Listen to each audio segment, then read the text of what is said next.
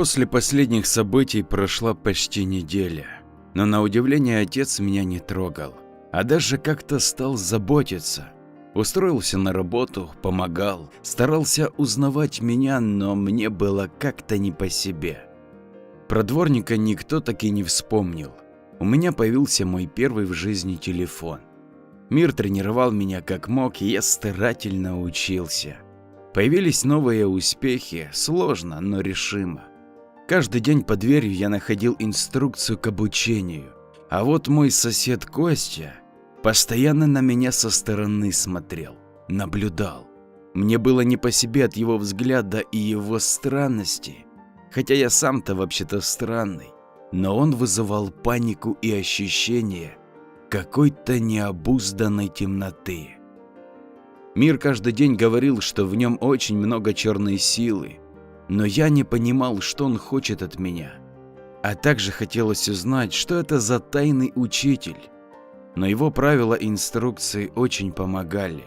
Но оставалась и некая недосказанность с моим родителем. Страх быть обманутым, или же что он снова сорвется, и я решился на разговор. «Пап, можно с тобой поговорить?» «Да, Ярослав, можно. Скажи, я мешаю тебе, да?» «Нет, ты мой сын, и я не должен был так к тебе относиться. Расскажи мне все, что хочешь, я хочу знать правду». «Пойми, тут особо нечего рассказывать. Твоя мама, она знала, что умрет, если решится родить ребенка, но она пошла на это осознанно, говоря о том, что ребенок должен быть.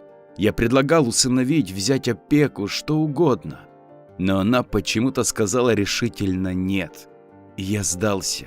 Я знал, чем это все закончится, но она была полна решимости и не боялась умереть за тебя. Я любил ее очень сильно и до сих пор люблю. Но потеряв ее, я обозлился на тебя. Я решил, что ты забрал ее у меня. Я не мог понять никогда, почему она должна родить сама. И этот вопрос был для меня главным. А еще ты очень на нее похож. Я струсил. Я вымещал на тебе свою злость и боль, хотя ты был не виноват. Ты не просил, чтобы тебя рожали. Ты даже не знал, за что я так с тобой. И все же ты не стал меня ненавидеть. Терпел все, а я просто пил, жалея себя. Я не могу объяснить тебе некоторые вещи, но хочу лишь стать отцом. Ведь ты мой сын, а я столько всего сделал, что мне нет прощения. И я не сдержал слова, данного твоей матери. И я уверен, что если бы она могла мне сказать... Тут он запнулся, как будто на самом деле получил от нее выговор. В общем, она бы точно была бы недовольна, и ей бы было плохо от того, как я поступаю. Если я люблю ее, значит ради нее и тебя должен заменить тебе и мать, и отца. Я ошибался, и я не знаю, что сказать. Он опустил голову. Мне иногда и самому казалось, как будто мама наблюдает за нами. Словно она и привела меня к тем людям, не думая, конечно, что именно к падению на их стол, но, наверное, так надо было. Сегодня был выходной, и я помогал ему готовить. Амир помогал нам. Жаль, отец его не видит, познакомил бы. Мы прибрались дома, сделали небольшой ремонт. Квартира стала напоминать квартиру, а не притон. Ярослав, я тут подумал, что, наверное, стоит отдать тебе комнату. Правда, там все для младенца, но мы поменяем все, что нужно. Он подвел меня к той закрытой двери, что раньше никогда не открывалась. Распахнув ее, мы прошли. Моему восхищению не было предела. Темно-синие обои переливались золотистыми лучами, которые были на них. Мебель была бежевой, и все там так аккуратно и свежо, просто накрыто тканью. Меня ждали в этом доме, я был желанным, и меня любили. Мы аккуратно убрали чехлы. Удивительно, что кроватки детской не было. Отец сказал, что он ее так и не забрал потом из магазина. Шкаф, комод, стулья и вполне просторная софа. Стол, много разных пеленок, распашонок. Да, жаль, что я в них не влезу. Мы позволили эмоциям захватить нас. и просто разрыдались, даже мир пустил слезу. Я перебрался в свою комнату, но менять там ничего, кроме одежды, мы не стали, а детские вещи отнесли в роддом для отказничков. Так прошел еще один спокойный день. С утра я проснулся на самом деле счастливым и спокойным. Отец ушел на работу, он работал посменно. И мы с Миром, позавтракав, решили продолжить обучение. Я встал в центр комнаты и попробовал снова материализовать в своей голове энергию воздуха, окутав себя и Мира. Вышло неплохо, только вот хрупко. Мир сделал один удар, и купол рассыпался, словно его и не было. Ярослав, ты должен сосредоточиться. Мир всегда ворчал, когда мы занимались.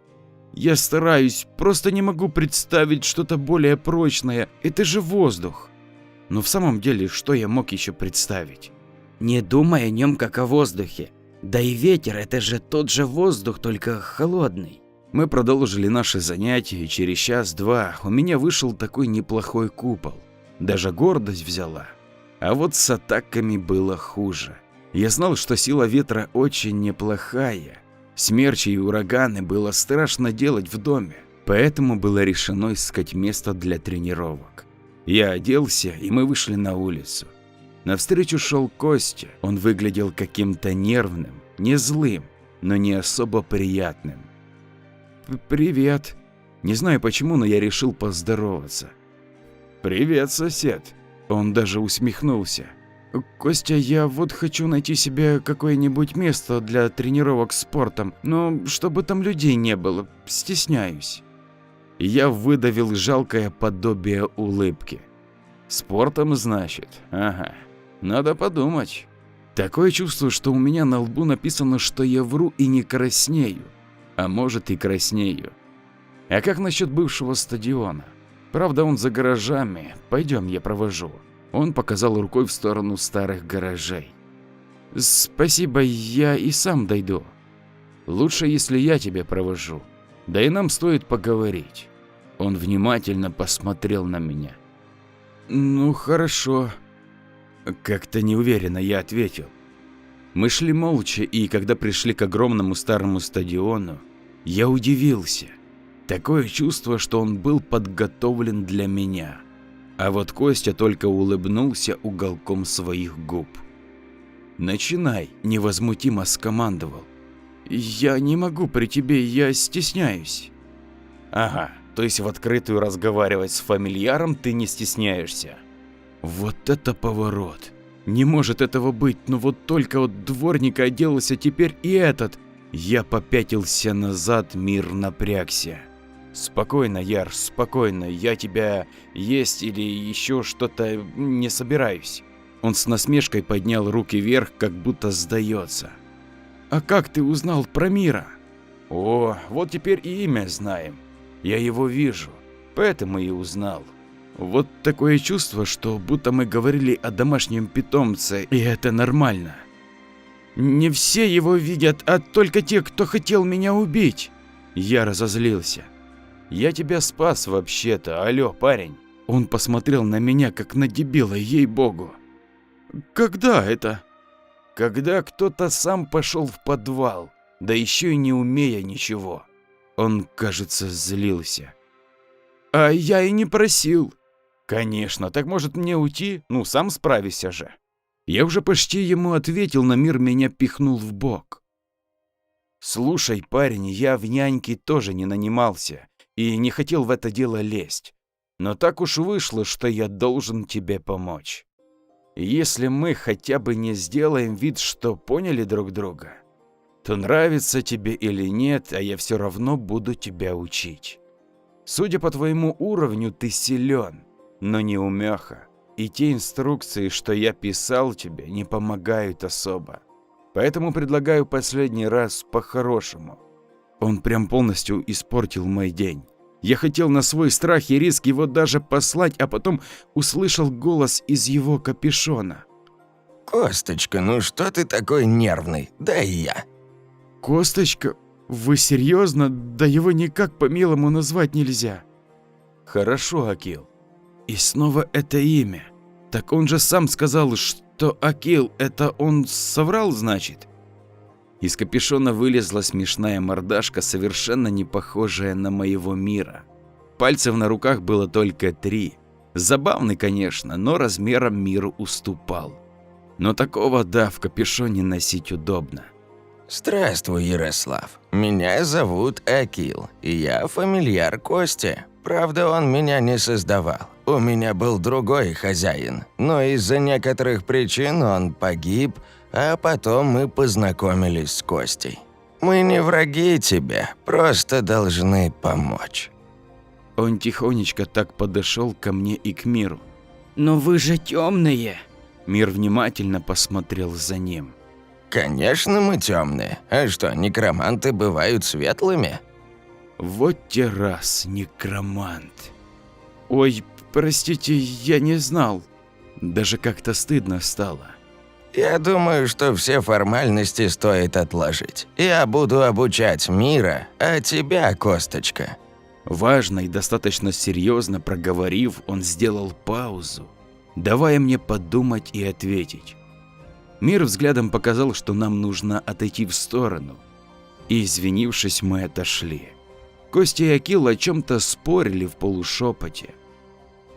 Яр, я думаю, что это неплохая идея. Некроманты действительно бывают только темными. Да и где мы найдем учителя? Я не верю ему, а вдруг он врет? Попытаться стоит, и ведь они действительно нас спасли. Хорошо, но я должен у него кое-что узнать. Мы подошли к ним обратно. А кто тебя попросил обучать меня? Есть те, кто за тебя переживает. Как-то с неохотой он ответил. Почему ты согласился? Я же вижу, что это тебя раздражает. Да, я не в восторге, но как оказалось, что помогать придется. Скажем так, я просто решил, что лучше я научу тебя, чем придется постоянно тебя вытаскивать. Он пожал плечами, причем я понимал, что это логично. Ну хорошо, с чего начнем? Только вот начать мы не успели. Вот знаете, что такое плохой день? Это когда все беды преследуют вас и не хотят отступать. На нас снеслась огромная псина или что-то похожее. Скорее волк, только откуда он тут взялся? Костя откинул меня в сторону и попытался его отбить, но через секунду пробороздил лицом пол площадки. Даже Акил не смог ему помочь, так как тоже был отброшен в сторону. Здоровая собачья морда, я так и не понял, кто это, но это было не самое важное, неслась на меня. Я побежал, правда, бегал я недолго. Я кричал Костю, но он, кажется, был без сознания. Мир попытался остановить его, но бесполезно. Огромная челюсть схватила меня за шкварник и понесла куда-то. От имени Кости. Косточка, очнись. Давай, Косточка, приходи в себя уже. Акил, что это было? Ты цел? А где малец? И тут до меня дошло, что я не смог отразить удар хрен пойми чего, а потом вообще отлетел. А Яр, где он? Его нет. Акил посмотрел на меня с таким тяжелым взглядом, что внутри все съежилось. Как нет? Он жив, я чувствую. Я сглотнул ком, что встал в горле. Я чувствовал, что он жив, но я также чувствовал его слабость и страх. Нужно найти его срочно, мы можем опоздать. Я понимал это и без слов. Из-за этого я не хотел в это лезть. Могло произойти все, что угодно. Мне не помогал никто, хотя я не сталкивался с таким очень долгое время, и поэтому мог тренировать свои силы спокойно. Хотя я не знал, с чем придется столкнуться. А теперь на мне была ответственность за молодого, я бы даже сказал маленького ведьмака-стихийника. Я попробую найти след. Акил принялся искать магический запах. Не стоит, Акил, смотри. Я увидел огромную брешь между старыми гаражами. Ты думаешь? Да, его утащили под землю, и клочки шерсти видны. Вот посмотри. А там, как мы с тобой знаем, под гаражами подвалы и катакомбы, которые были прокопаны под городом. И что-то я уверен, что именно там его и найдем. и ни одного. Я вздохнул, мы должны были просто потренироваться, а теперь он в опасности. Мы пошли по их магическому следу. Акил, как никто другой, его чувствовал. Странно было другое. След от энергии был только мальчишки, а вот другой след, скорее живого, реального этому миру существа, что дико настораживало. Мы дошли до разрушенного гаража. Могу поклясться, что когда мы сюда пришли, он был целым. Но то, для чего его разрушили, было ясно и без догадок, чтобы скрыть вход под землю. Расчистив завал, мы начали спускаться вниз. Сначала это был погреб гаража, там пришлось еще попотеть. А потом мы нашли сломанную дверь, которая вела в катакомбы. Запах псины говорил о том, что они были тут совсем недавно, а следы борьбы настораживали. Паренек явно сопротивлялся, а его фамильяр явно пытался его спасти. Надо торопиться, и мы прибавили ходу. Шли мы по следам и запаху, бесшумно, насколько это возможно, даже без освещения, что усложняло задачу, хотя мы видели в темноте, но она нас напрягала. Мы боялись опоздать, я хоть и чувствовал парнишку, но спокойнее мне не становилось. Радовал факт того, что он жив, но то, что ему сейчас плохо и, скорее всего, больно, не радовал, а заставлял нервничать. А из-за этого я постоянно сбивался. Акил пытался меня успокоить, только сам нервничал, моя энергия начала колебаться, и я злился. От имени Ярослава. Огромная и злая псина на бешеной скорости ухватила меня за шкварку. Я пытался создать что-то вроде защиты, но ни у меня, ни у мира ничего не вышло. Она так разнесла старый гараж, что там камня на камне не осталось. Ловко спрыгнув, она потащила нас в погреб, а потом когтями, словно масло, разрезала железную дверь, и мы потащились под землей. Я надеялся, что Костя успеет меня спасти, а когда эта собаченция выкинула меня в центр какого-то помещения, надежда начала угасать. Псина оскалилась и прошла мимо меня. Только потом я увидел, что там сидело несколько человек. Они были в красных плащах с капюшонами, лиц я не видел. Один из них погладил пса и указал ему место, бросив даже не кость, а целый скелет, по которому было видно, что он был еще не совсем старым. Даже клочья одежды у покойного еще были на его трупе. Не знаю, кого так потревожили, но от понимания, что это свежевыкопанный труп, было тошнотворно и страшно. «Ярослав, подойди к нам!» Тот, кто указывал псу, теперь обратился ко мне. «Зачем?» Я был напуган, и подходить мне не хотелось. «Ты все узнаешь, а сейчас не стоит заставлять меня злиться». Он указал пальцем на пса. «Да, его точно злить не стоит. Простите, но я не понимаю, зачем вам ребенок? Вы что, маньяки?» Тянуть время, конечно же, они или маньяки, или педофилы, или какие-нибудь твари. «Костя, где же ты?» «Хватит, ты нужен нам для важного опыта, который перевернет наш мир. Ты же не такой, как все». «Неужели они видят мира? А это значит, что они твари?» Это как это? Не понимаю вас». Мир пытался хоть как-то настроиться на них, но не мог. Вони или темной энергии не было, а это значит, они люди. Если я начну водить руками защиту, то они мне помешают. Мир пытается сделать купол, но пока плохо выходит. Ты странный мальчик, как многие из нас. Ты ребенок Индиго. Тебе слышатся голоса в голове. Все думают, что ты просто сам с собой разговариваешь. Но я психолог с приличным стажем. И те эмоции, что ты выдаешь, я легко читаю.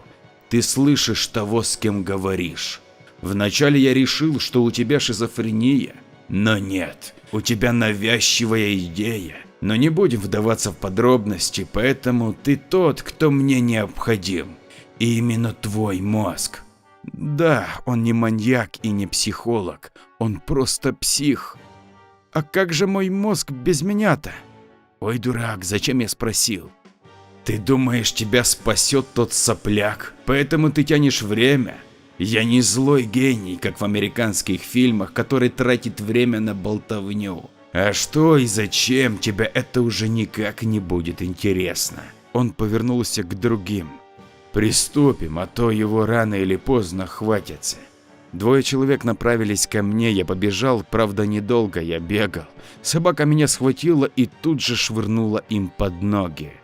Глупо, Ярослав. Неужели не учили в школе на АБЖ, что собака кинется за тем, кто бежит на ее территории? Он как-то прямо с досадой произнес. Что за дети пошли? Такая глупая попытка спасения. Только теряешь наше время. Они потащили меня к столу, около которого я заметил инструменты. Паника охватила меня, силы собрать в одно целое не удавалось.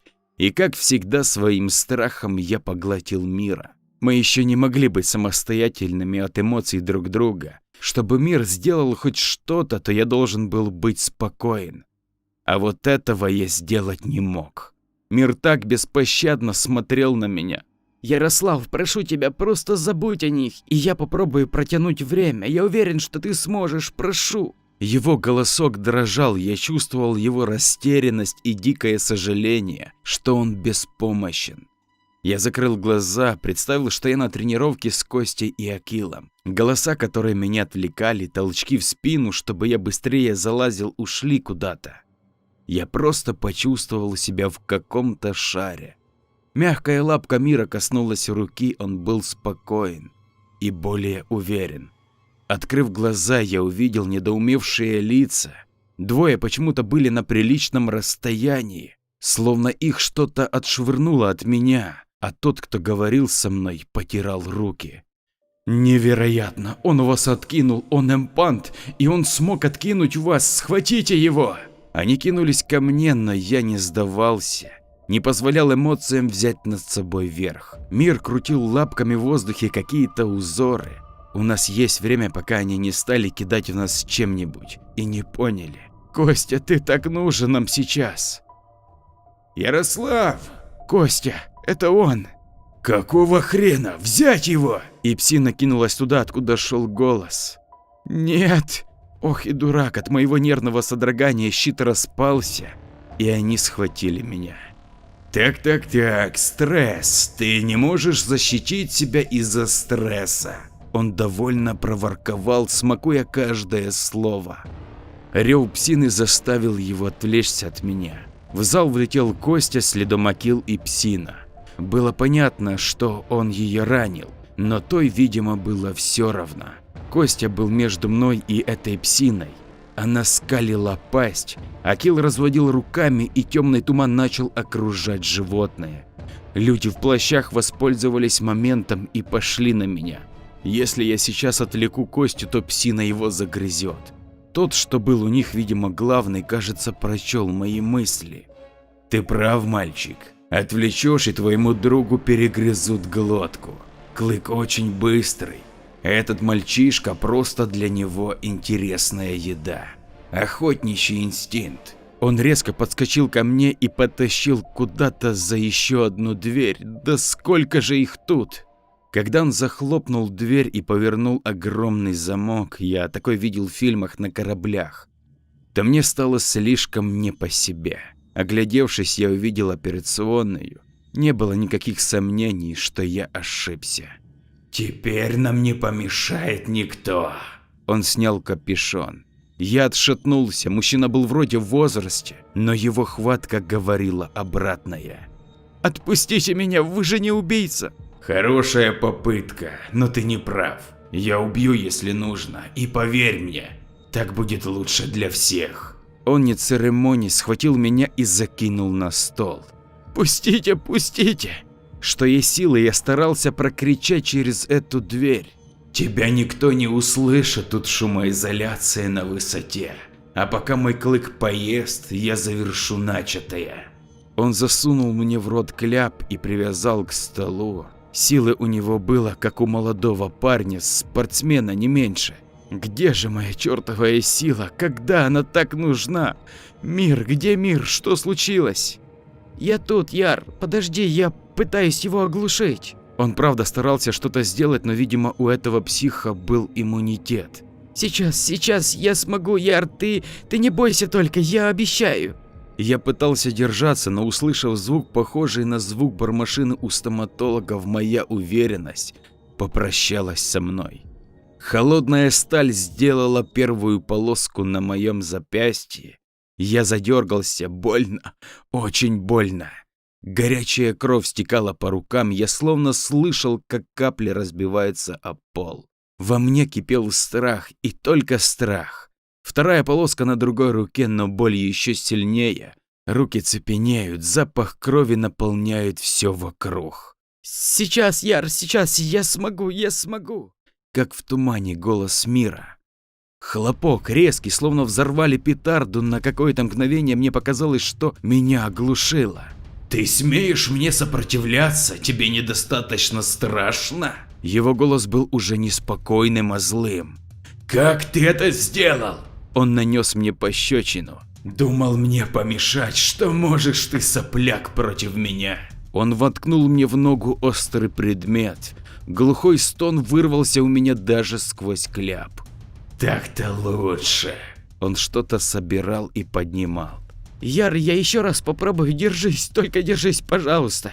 Мир не мог успокоиться, чувствуя, как мне больно. Но я должен держаться, должен. И снова удар в ту же ногу, в ту же рану. Он начал проворачивать предмет в моей ране и чем-то сыпать, отчего меня забили судороги. Сильные спазмы, и я начал издавать рвотные позывы. Вот так. А сейчас ты просто захлебнешься в своей же слюне. А вот твой мозг от шока будет жив еще много. И я успею его извлечь, а потом использовать. Мне было уже не до этого кошмара, который он произносит. Я не мог больше сдерживать себе эту боль. Она накрывала меня, и я понимал, что уже давлюсь. Мое сознание отказалось и вовсе подчиняться. Последнее, что я запомнил, это крик мира.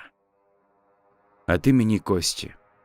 Здоровая псина, гибрид. Она явно была создана путем какого-то скрещивания. Яра утащили за огромную дверь, он был на последнем издыхании. И я и Акил не могли к нему попасть, эта тварь нас не пускала. «Косточка, нет выхода, ты должен». Вот это я не любил больше всего. Хорошо. Я едва не сплюнул эти слова. Позволяя всей темноте поглотить себя, я дал выброс своей энергии. Пес заскулил, его скручивал от всего того, что он ощущал. Не знаю, что в нем было, но это его же и убивало изнутри.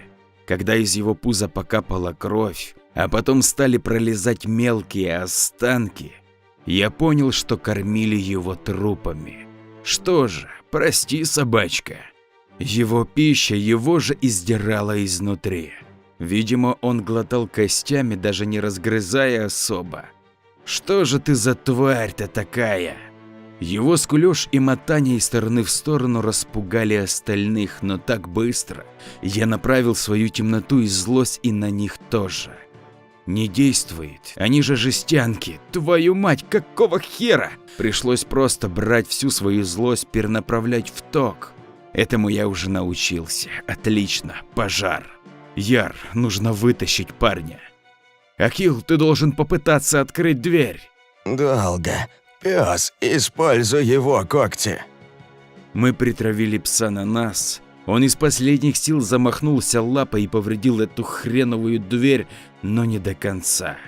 Давай, Акил, псина сдохла. Косточка, так направь его, ты же некромант, ты совсем.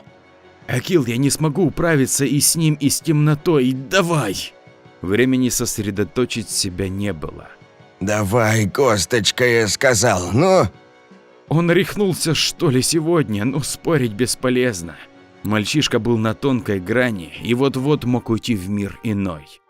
Я сплотил вокруг себя темные мысли, нашел нужный мне поток. Собаченция огромная, ее держать под контролем будет сложно. Но вот, она начала вставать. Первый рык сопровождался изрыганием крови. Потом она оскалилась на меня. Подчинись мне. Я стал смотреть в ее ослепленные глаза, они были просто залиты кровью. Она сопротивлялась. Я сказал, подчинись. Я крикнул так, что мой голос словно сам перешел на рык. Пес прогнул спину и опустил голову. Так-то получше. Давай. Я указал на дверь. Когтями, зубами, да так, что он сам по частям разлетался, но дверь была просто выдернута с петель. Я выдохнул и почувствовал боль. Ярослав! Парень лежал на столе, привязанный с кляпом во рту, бледнее мела. Мир лежал, задыхаясь под этим столом, и тоже становился прозрачным. Черт, они же еще связаны полностью. Акил, хватай Мира! Какого хрена? Мой клык, ты убил его. А мужик-то явно не намерен болтать, и зашли мы вовремя. В его руках была пила, даже думать не хочу зачем. Мальчишка истекал кровью. Пиздец тебе, дядя. Я кинулся на него, но он меня как мячик отбил. Я полетел через стол. Ого, да мы тут качаемся. Я понял, что он сильнее. Ладно. Схватив какой-то странный молоток, я еще раз полетел на него. Удача. Я попал ему в голову, но он все равно встал. Теперь моя очередь, сопляк. Он схватил здоровые ножницы, надеюсь, не для кастрации. Иди сюда, сосунок. Он, размахивая ножницами невпопад, все же попал мне в плечо. Сука, вот падла. Нравится? Очень. Я схватил его за руку и начал перегружать его мозг своей темнотой. Его глаза закатились, а тело пошло судорогами. Кровь пошла из носа, из ушей. Я чувствовал, как его мозг плавится. Как бы я ни хотел быть добряком на 100%, но, сука, я некромант. И, блин, это было так приятно, когда такой ублюдок сдохнет в муках и агонии. Я снова загнался и забылся. Косточка. Акил ударил меня, и я пришел в себя. Ярослав, черт! Я кинулся к парню, оставляя этого ублюдка в конвульсиях. Парень не дышал, я вытащил кляп из его рта. Удар в грудь, еще один, еще. Сердце забилось сильнее. Акил, давай! Мы соединили энергию своей жизни с его и миром. Ничего. Он же стихийник, ему рано еще принимать тьму. Косточка, выхода нет. Я пустил в него свой туман, которым обычно исцеляю себя. Он начал тоже биться в конвульсиях. Подожди, продержись немного, я почти закончил. Акил, я убиваю его. Минута-две, силу поглощения сложно сдерживать. Отпускай. Акил блокировал меня, а мир быстро лег к Яру на грудь. Их энергия жизни сплеталась, и парень приходил в себя. Пока они восстанавливали друг друга, я перевязал его раны, чтобы остановить кровь. Если запястье я перевязал и был уверен, что все будет нормально, то вот с ногой будут явно проблемы. Мы хоть и не совсем обычные люди, но полностью себя исцелить не можем. А это значит, что ему стоит отправиться в больницу. Акил, его нога, она сильно повреждена. Я вижу, Косточка. Стоит попробовать вылечить то, что возможно, но придется ему отправиться в больницу. Его там найдут, если за ним идет уже такая охота, потому что он слаб и еще не способен на защиту даже. Знаю, но он может и вовсе потерять ногу. Акил был прав. От имени Ярослава. Костя нес меня на себе в больницу, было решено сказать, что я нарвался на бродячих собак, а то помещение мы завалили. Следы заметал Акил, а Мир ему помогал и учился. Мир был расстроен, он ругал себя за то, что не способен меня защитить. Акил спокойно ему объяснил, что он научится, и что сам Акил не всегда был таким умелым, но мой фамильяр все же был расстроен. Костя. Да, Ярослав. Спасибо тебе, что не бросил меня. Все нормально, малец. Я бесполезен, да, у меня ничего еще не выходит. Ты не бесполезен. Слушай, мне не нравится, что приходится вот так вот кого-то опекать. Но ты поверь, ты научишься, и я научу. А пока просто буду не допускать таких промахов. Тут есть и моя вина.